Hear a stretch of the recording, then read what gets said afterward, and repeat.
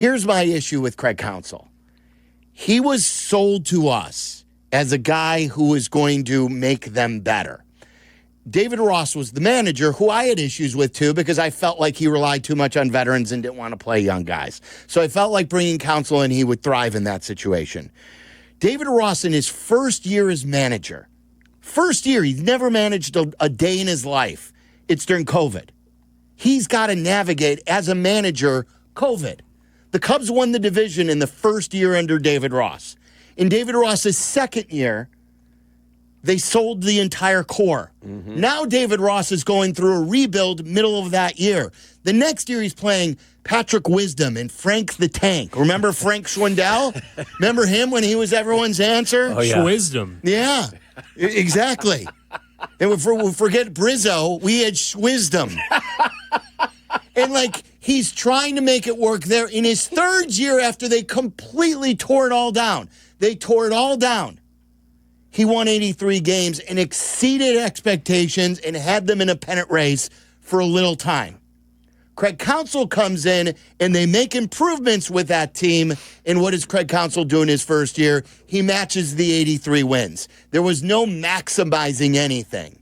And then this year, Craig Counsell just sits on his hands and he doesn't try new things. And I know all you baseball guys who are in the computers think you're smarter than everybody else. That these are robots and you expect them to play every single day and you spit out a computer lineup and boom, you go. But this game has been played for decades and decades and decades, and many great managers throughout the year will at least try. When my 9-year-old is struggling on the baseball field, I've got no problem with it. When I don't see him give effort is when I get pissed. I go, Braxy, you're not hustling. Try. I'm asking Craig Counsell to try. Craig Counsell will not change up the lineup. Craig Counsell doesn't know a thing about getting through to people. Joe Madden would work with the young guys. Joe Madden would give guys days off. Joe Madden would do American Legion Day. Stay away from batting practice. Less is more. Try not to suck. Respect 90. And it paid off immediately in 2015. My question to everybody is, where are the results under Craig Counsell that we were promised? If you're going to go out and you're going to spend $32 million on a manager, I expect $32 million results. I don't expect, everybody's slumping. What do you want him to do? I want him to try, and I want him to find a way to get these guys out of their own head. Push some buttons. There have been other great managers who know how to deal with personalities. He stands on that top step as a statue, and he doesn't do a damn thing. He's not worthless. He's not number one to blame, but the Cubs should be getting more. And then at the exact opposite end of all this, we have seen Pat Murphy take over the team that he had only to get better without the general manager that used to be there. They're 18 games better than the Cubs after Counsell left the Brewers, went to the Cubs, and Pat Murphy took over the Brewers. 18 games better. Where is the Craig Counsell bump that we were all told we were going to get? I don't want to sound like a hater. I am just asking, when you pay a manager that much money, when you pay Ben Johnson $13 million, you better damn well understand that I expect to see more results under Ben Johnson. I expect the same thing. And I don't want to hear it's baseball, because there are things you can do with personalities that he can do to get this team to be better. I think I totally agree with what you're saying, but I think you look at the Milwaukee Brewers and you just say top to bottom, they're a better organization, or they have been for the last 5 years. And my question is why? Don't know. They got rid of their general manager. Yeah. They got rid of their manager. The one constant is the ownership and Pat Murphy. Actually, I got a little pocket pancake right here. Pocket pancake. You know what whatever they're doing would say about a pocket pancake? Yeah, there. I don't have time for pocket pancakes. I got to get to the computer. They're wonderful. You want some? The computer is telling me to play the same thing over. But don't the Brewers also rely on analytics like as much or more than anybody in Major League Baseball. You should rely on analytics. I'm not telling you to not, but these are still human beings who are inside their own head. PCA needs more than a computer or analytics these days. Sitting. He needed a day off 2 weeks ago. He brought him in to strike out in the 6th inning. He then, after he had a hit and a stolen base, he pinch hit for him. How is that helping his head in the middle of a slump? If you don't think these guys are human and you think you are simply playing Madden or MLB The Show, this is not that. There is still a way to get through to human beings, he is AI Counsell. I don't know what the story is with Tucker either. I mean, I would assume that injury has to be part of what is happening with him. I don't know. I mean, foul ball off your leg, your finger injury that you had earlier. There is a stretch of time here where it just hasn't looked right for him. Yeah. And I don't know, if he's trying to tough it out, great. But would you be better off sitting down with him if it is an injury and of course maybe taking some time off? You're past due. Like someone said it, I forgot who. I don't want to hear, forget if it was in a text chain, if someone said it on the air, I don't want to hear at the end of the year that he's had an injury. No. And that if he does, sit him now and get him right. And he should want that. Yeah. Because if he continues on this pace, he's losing money. All right, let's take your calls. 312-332-3776, whether it's about the Cubs, the Counsell.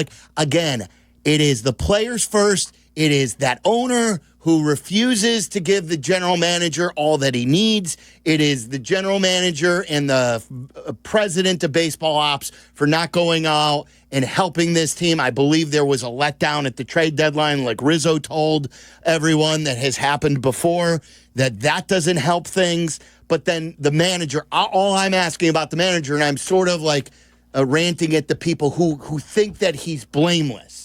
Shake it up, Skip. Shake it up, Skip. He's not number 1, 2, or 3, but he's not blameless.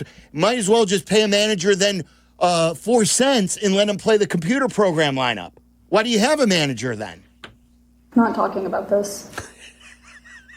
Seth in River Forest. Somebody's crashing people. You're on ESPN 1000. What's up, Seth?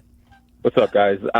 My question is, why is PCA not hitting leadoff for this team? If we went PCA and Nico, lefty-righty, and you can flip that righty-lefty, you still got Tucker, Suzuki, and Bush in the middle of the order. I mean, PCA is a prototypical leadoff hitter, gets on base. Like you said, he steals 40 bags. He doesn't have to hit 40 homers from the leadoff spot, but play around with the lineup. Get him at the top of the lineup. Get something going. Nico unselfish in the 2-hole, and then you got the big guys behind him to drive it in. I just don't see why he put this young hitter in the 4-hole all year when got a chance to be one of the best leadoff hitters in baseball. Right. First of all, I mean, he's not a prototypical leadoff hitter. He's got an on-base percentage of .293. Like when he does get on base, he's going to swipe bags, no question. But I wouldn't say he's your prototypical leadoff hitter.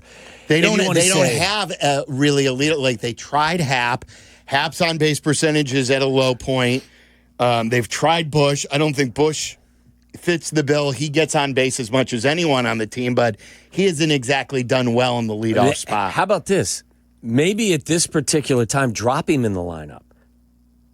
PCA? Yeah. Do something. I mean, how about dropping back in the lineup?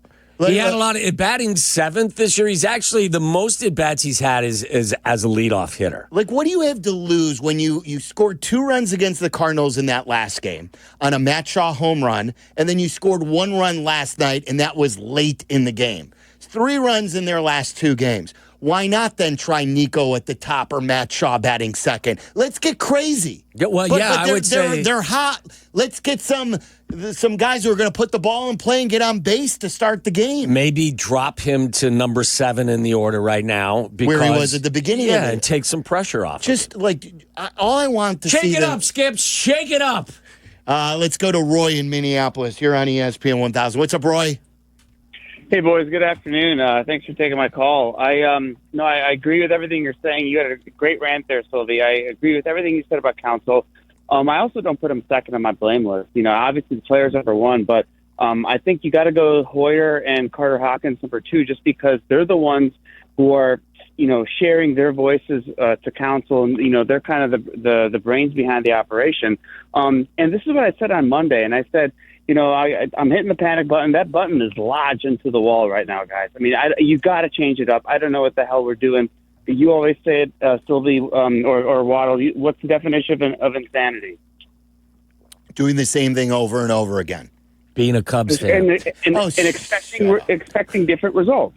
Like, what are we? This thing, it's ridiculous that we have the same lineup every night. And all we do as an organization, we hope. We hope we're going to exceed our expectations. And there's we wait too long to make changes, and that's going to bite us in the ass. And I'm worried about that. And here I am sitting scoreboard watching the Cardinals this afternoon. Like, thank God, and the Reds. Thank God, Hunter Goodman had a two-run home run at the top of the ninth, spoiled that game, which is great. Now I'm rooting for the Phillies tonight because I got no hope in this team right now. And it's just, we got to, I agree with your lineup from yesterday. Put Nico and Shaw up top. Drop PCA, drop Seth, and call up the kids. Why do we have three catchers? Drop Reese, add Mo, and if Tucker's hurt, get up Casey. You got to change it up. Yeah, I don't know why they don't want to have, sometimes these young kids come up. We've seen it before under the old Cubs where, Contreras came up, he got hot early. Schwarber came up, got hot early. Happ, when he came up, was hot early. See what Owen Casey can do. You can always send them back. Listen, if you couldn't deal them because they were too valuable, if they're that valuable, give them some big league at-bats. Use them. Alfonso in Orland Park here on ESPN 1000. What's up, Alfonso? Hey, what's going on, guys? Silvy, you're on fire, man. You nailed it from beginning to end. It's an organizational issue from top to bottom. They're all number one blameless. I think we lost Alfonso, but that was a good point. They're all sort of tied together here. The owner with the front office with their manager. Yeah, I mean, after the players. Yes. Right. Right. I mean, look, you know how I feel about I just don't. The financial part of it doesn't make sense to me. It'll never make sense to me. In spending the most money doesn't guarantee victory. But if again, I will repeat these numbers to you. The Cubs in 2024 brought in approximately $584 million in revenue. Their 2025 spend is about $215 million salary. That's 36.4% payroll to revenue ratio. That ranked 26th in the league. You're a big market team. You're number 3 in revenue. You're number 14 or 13 in spend with regard to salary. Again, it doesn't guarantee you that you're going to win, but it doesn't make sense to me that you are bringing in that kind of cash on a daily or yearly basis and you're not willing to actually spend accordingly. If you were 5th in revenue and 5th in salary and you still didn't win, I would say, you know what I'd say to you? Well, at least the owner is putting his money where his mouth is and need to do a better job selecting players. What would you say, though, if the owner is looking at Milwaukee and saying, they beat us in 19 or 20, whatever, or 18, they've won the division basically every year here. They're better than us. Why they don't spend? Why should I? Because I'm spending and I'm not getting the return on. What if he said that to you? I'm spending way more than the Brewers. They continue to kick our ass. It's not about spending. Well, because I think you give your team a better chance if you spend more. If you added more to your payroll, you could add better players. And whether or not they eventually get past the Brewers, like I said, there's no guarantee to it. But it also allows you to buy yourself out of mistakes. Why do you think the Mets do it and the Dodgers do it and the Phillies do it? Of course. And all of the other teams. Gives you an advantage. It gives you an advantage. That's why. And I'm with you. I'm just saying, I'm playing devil's advocate with you if Ricketts would say that. Of course, the Brewers. I worry that the Brewers' success is going to tell Ricketts he doesn't need to spend. But not everybody can be the Brewers. You're not the Brewers. Hire the right people that do Brewer things then. They tried. They tried to hire their manager. Well, you did it wrong. Should have hired Murph.